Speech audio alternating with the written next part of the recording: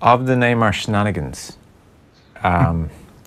is he ever routinely asked, or at all in the Brazilian media, is he embarrassed afterwards? Like in the cold light of day when the adrenaline's gone, does he look back with some degree of embarrassment?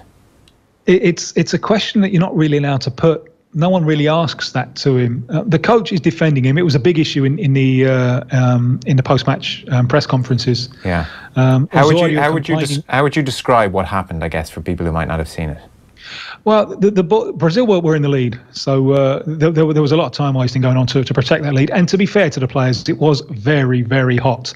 So it was one of those where you want to run as little as possible. Anyway, the ball went out for a throw-on there with Neymar. It was a throw-on to Mexico. And Neymar, while he's on the ground, he's kept the ball between his legs. Which is a silly thing to do, really.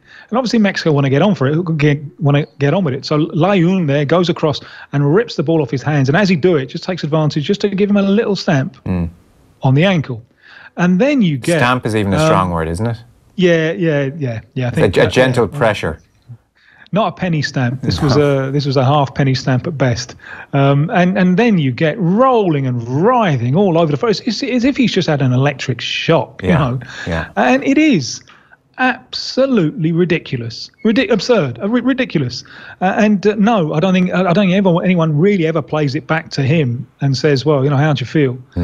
He, as we've spoken in the past, he's been indulged all the way along. Yeah. I do feel that the coach, certainly after the Costa Rica game, the coach is backing him to the hilt in public.